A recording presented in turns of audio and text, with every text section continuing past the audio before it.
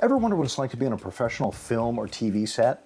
Well, today I'm going to take you through a typical day so you'll know exactly what to expect, even if it's your first role. I'm Scott. I didn't start acting until I was 58, and I've been booking real film and TV work ever since.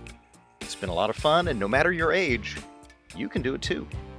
Let me tell you a quick story about my first time ever on a real film set. My agent told me, don't tell anybody that this is your first gig, so I didn't. But here was the problem. I was being directed by Jason Bateman.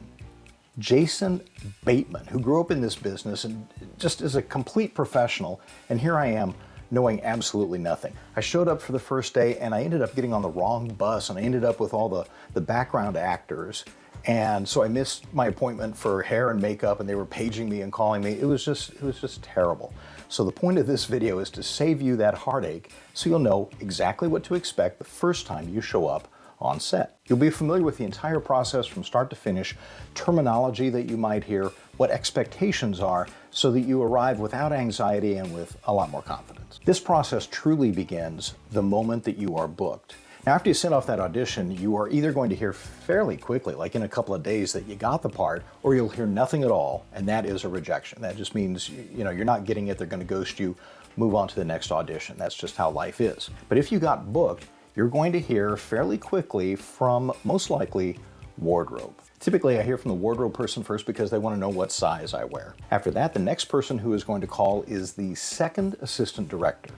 Now, if you've been to a movie and you've watched the credits and you've seen second assistant director, you might have thought, well, that can't be a very important job because it's the second assistant, right?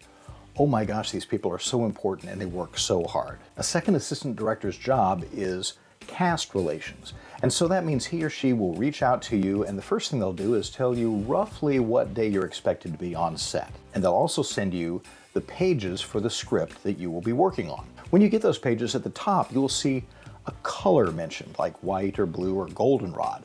That signifies what version of the script it is. They use a color code system so that they can visually see who has the most up-to-date pages. If the production is paying for you to travel to the set or putting you up into a hotel, and that probably won't happen until a little bit later on in your career, the second assistant director will also put you in touch with the travel coordinator. Now, what I'm going to be talking about in this video relates to cast members. That means you have dialogue, you're a speaking role, and not so much background actors, although a lot of this overlaps and is the same. It's just a bit simpler for the background actors. One other thing about travel, if you're, 4 or 5 hours away from where this production is taking place, you are going to want to be in that town the day before you're needed.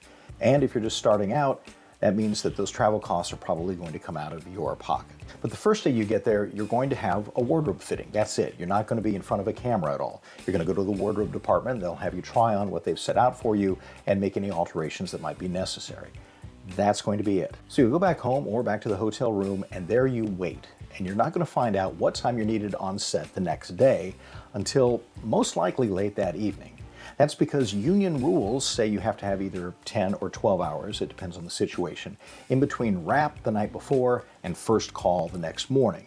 And so the second assistant director is likely to email you at 8, 9, 10 o'clock at night to say that your call time is tomorrow at 8 a.m. And what they will send you is a call sheet. And if you have ever been a project manager, you are going to completely geek out seeing your first call sheet. This thing is amazing. Up in the corner, you're going to see it has details about sunrise and sunset, what the weather forecast is, where the nearest emergency room is in case that's needed. It's going to talk about what scenes are going to be shot and include the script pages that will be shot that day. And then there's the grid that lists every cast member, when they are going to be needed in hair, makeup, and wardrobe, and what time they're expected to be on the set. It will also list if you're starting work that day, if you're just working through, just another work day, or if you're finishing that day. SWF. So if you're just a day player and you're there for one day, beside your name it will say SWF, start, work, finish. But that's where it's going to say when you need to be on the set. It will also have directions to what is most likely going to be the location. I mean, you may be on a soundstage and it'll tell you that, but I think 80% of the projects I've been on have been out on location, and they're going to tell you where to find base camp. Base camp is just what it sounds like. It's where all the trailers are set up for the cast, for the crew. Usually craft services, which is the meal service, will be there as well. And a lot of times it's away from the actual shooting location. It's just where everybody gathers to prepare for that day's production. Also on the call sheet, it will tell you what to look for to find base camp.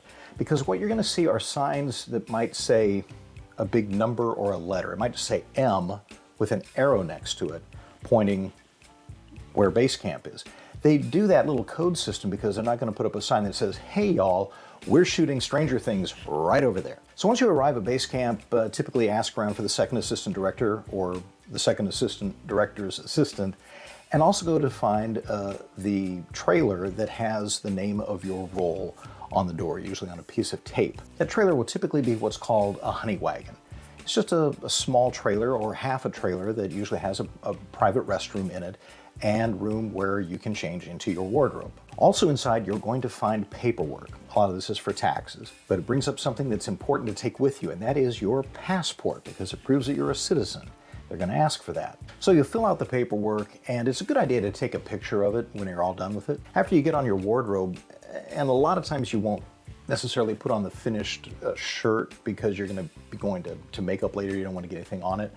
But after you get on most of your wardrobe at least, you're going to go to hair and to makeup at the appointed time. I love taking pictures with the hair and makeup people. That's sort of my hobby. Then you go back to your trailer and you wait, maybe review your scene, just kind of sit there and be nervous. Eventually there'll be a rap on the door, and it will be a production assistant, usually not the second assistant director, telling you that they're ready to take you up to the set. This is a good time to talk about your phone, because you're going to want to snap a lot of pictures of things, and that's fine, but you cannot post anything on social media about where you are and what you're doing that day. That is strictly forbidden, and you will not be cast again if you start posting things on social media the day of the shoot, because it might include spoilers. So if you take your phone with you up to the set, be sure it's on silent. Be sure that you are quiet. Don't touch anything.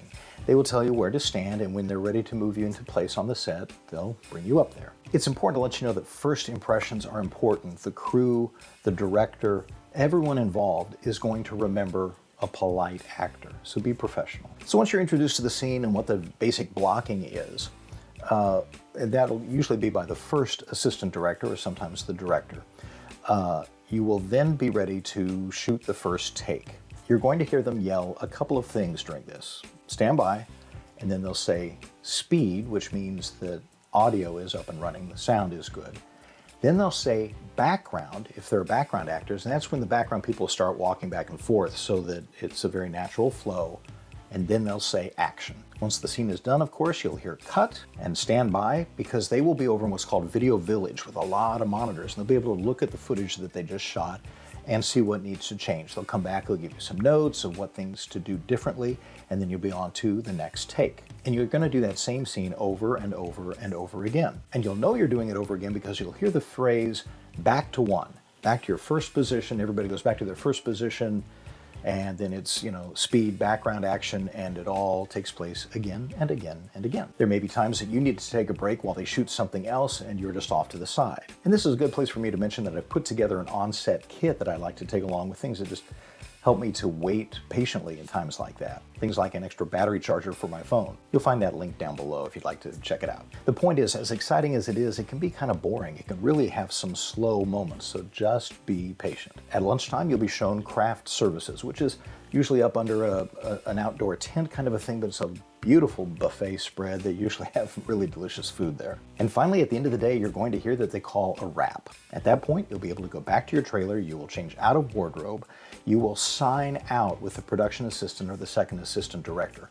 When you sign out on that clipboard, that's another thing you'd like to take a picture of, just to show that you did and kind of record what time you left the set. Be sure to take a moment to thank everybody, be cordial, be professional, because you'd like to be back. And now that you know what a day on the set looks like, in the next video, I'll talk about the casting process from submission to callback to your first paid gig. Thanks for watching.